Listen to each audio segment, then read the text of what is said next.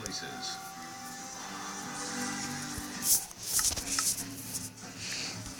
I started my camera.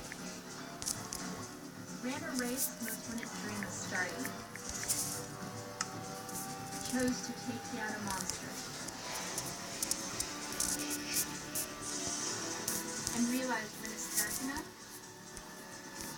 you can see the stars. One bold choice leads to another. Toyota, let's go races. I see stories in people's faces, in their hands, in their eyes. People tell me stories without saying one word, so I listen. Then I give it back.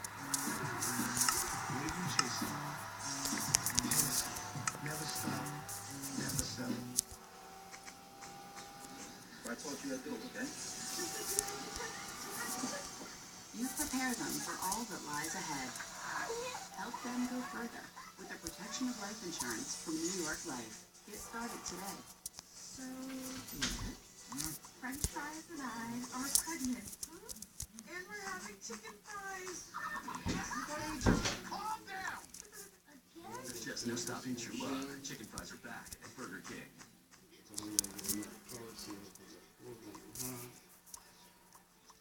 Anderson's got tickets to the game. How'd they get tickets?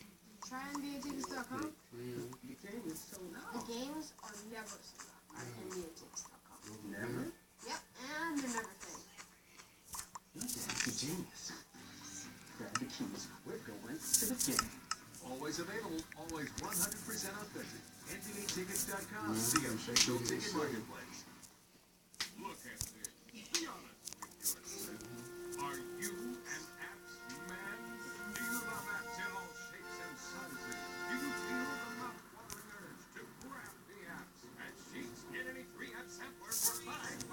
Crispy apps, cheesy apps, and cheesy apps. They butt-scraping apps that'll make you jump. I am an apps man. And I like my apps made for Sheets. Feel the love. The first hybrid in America. A Honda. The first to meet the Clean Air Act standards. A Honda. And now we're the first to do something else. The Honda Dream Drive sales event. Right now you can get an amazing deal on a Honda Accord, named the 2015 IIHS Top Safety Pick. The Honda Dream Garage sales event. Get a green deal on an Accord. Standard rear view seat. Now at your Honda.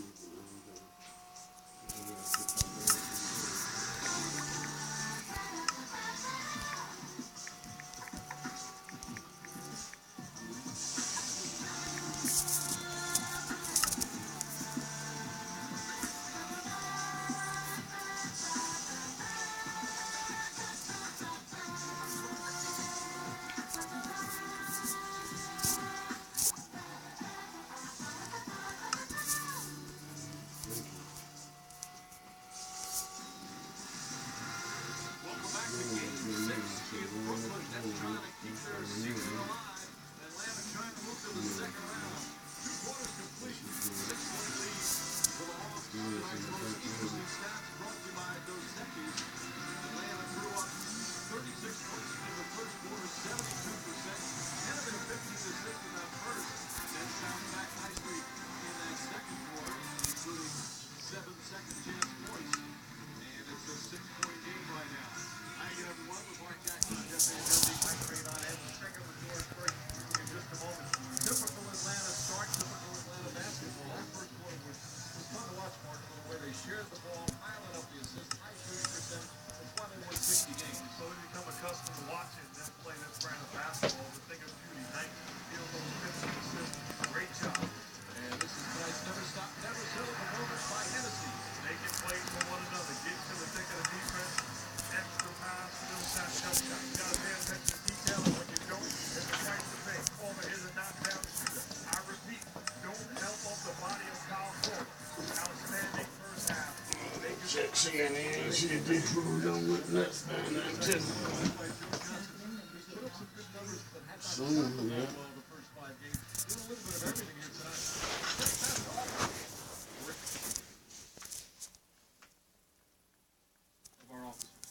Baltimore Fraternal Order of Police there. They're calling for an independent prosecutor to replace Mosby. She's made it clear she's not going anywhere, just as the prosecutor in Ferguson, Missouri, made it clear he wasn't going to go anywhere.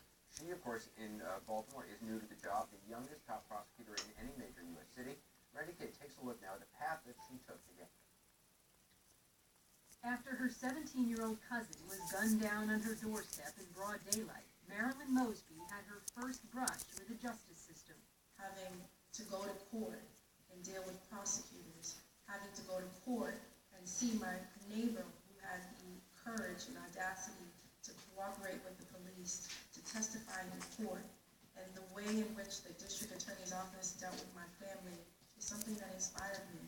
That was back in 1994, when an office at Baltimore City Hall wasn't even on her radar. Mosby grew up in Boston, where her mother and father were police officers, and her grandfather was one of the first African-American police officers in Massachusetts.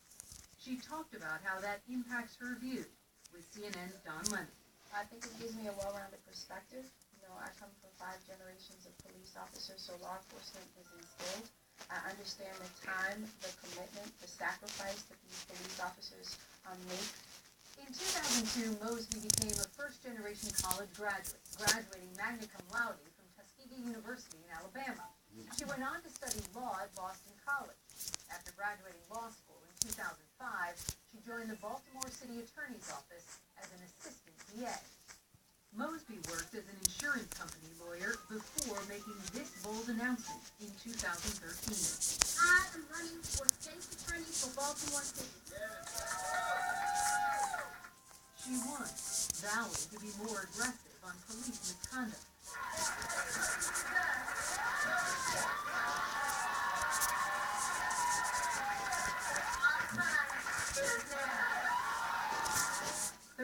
Year-old Marilyn Mosby just took office in January. Now she's at the center of the Freddie Gray case, with her decision to charge the 6 officers involved in his fatal arrest. Without directing her comments to the Gray case, she told Don Lemon officers must be accountable. Those officers that usurp their authority, you have to be able to hold them accountable because it does a disservice to the really hard-working police officers. And so, for me, it's about applying justice fairly and equally to those with or without a badge. Even so, that hasn't stopped the police union from calling for her to recuse herself from the Gray case, citing the fact her husband, Nick Mosby, is a Baltimore city councilman. I uphold the law. He makes the law. And I will prosecute any case within my jurisdiction. But this isn't just any case. And for a DA who has never tried a murder case before, there is no room for error.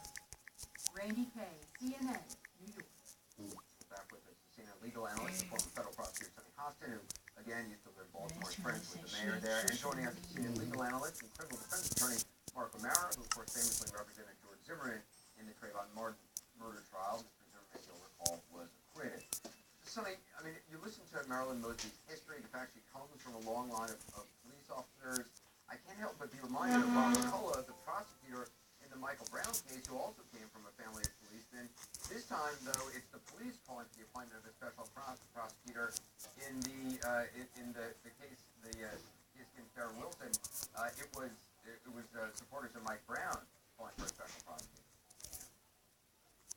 That is true. I think Bob McCullough had a different relationship with the community, quite frankly.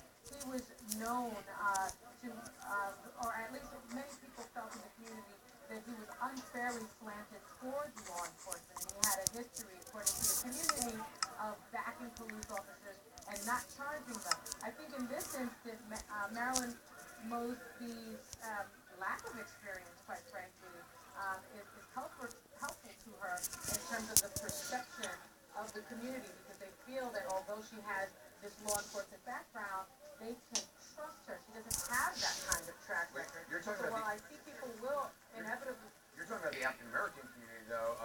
In the police community, certainly what we're hearing is that because of her husband's connections with the neighborhood, the Freddie Gray, I believe, lived in, I think it's where he lived, and also to get elected, I think he donated $5,000 to her campaign. They feel that's an undue influence. And I've got to say, I think that's a fair criticism, and I've been hearing that all week from people in Baltimore. There are those that certainly support her. They think that she is a fresh face. They think that because she is so young, that she brings that sort of exuberance to this office, that she's not tainted, is what some people have told me. But many, many people have told me that she's inexperienced, and that, quite frankly, they are not certain that this is the kind of case that she should be handling, because they believe she does have a conflict of interest, because her husband is the city councilman, quite frankly, whose district is in the district that this occurred. And they also have pointed out the fact that Willie Murphy, the great family attorney, was sort of the architect behind her campaign. So there is criticism that I think is fair. Mark, what about that? Marilyn Mosby's husband is a councilman, and was the district where Freddie Gray, where the incident occurred, not necessarily where he lived, and the donations to the campaign, although I should point out the Fraternal Order of Police also donated to her campaign. Is there a conflict here?